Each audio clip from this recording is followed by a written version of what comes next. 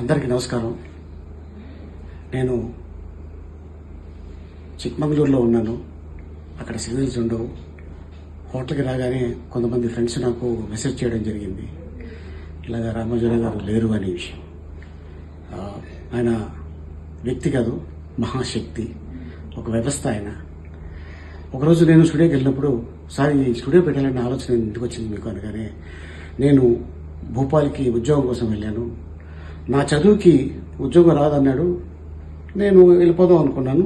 కానీ అతను, మీరు మద్రాసి, మీకు ఈ ఉద్యోగాలు రావు అని చెప్పడంతో నాకు కోపం వచ్చింది అని చెప్పడం జరిగింది. సో దాంతో ఆ కోపమే వారిని ఈరోజు ఇంత మహా వ్యక్తి శక్తిగా మార్చింది. నువ్వు ఇచ్చేది ఏంట్రా ఉద్యోగం, నేనే 100 మందికి ఇస్తాను. ఎక్కడండి 100 మందికి, మీరు 1000 మందికి ఉద్యోగం ఇచ్చి ఉన్నారు.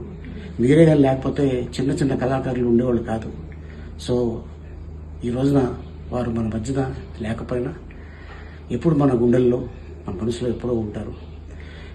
ఈనాడు పేపర్ చూసినా రామోజీరావు గుర్తుకొస్తారు, ఈటీవీ చూసినా రామోజీరావు గుర్తుకొస్తారు, ప్రజాపక్షాలు చూసినా రామోజీరావు గుర్తుకొస్తారు. ఇలా ఎన్నో ఎన్నో ఎన్నో. సో ఏది ఏమైనా ఈ రోజున మన మధ్యన వారు లేకపోవడం నిజంగా చాలా బాధాకరం. వారి కుటుంబ సభ్యులకి నా ప్రగాఢ సానుభూతి తెలుపుతున్నాను. అందరికీ నమస్కారం. నేను చిక్మంగళూరులో ఉన్నాను. అక్కడ సిగ్నల్స్ ఉండవు. హోటల్కి రాగానే కొంతమంది ఫ్రెండ్స్ నాకు మెసేజ్ చేయడం జరిగింది, ఇలాగ రామోజీరావు గారు లేరు అనే విషయం. ఆయన వ్యక్తి కాదు, మహాశక్తి, ఒక వ్యవస్థ ఆయన.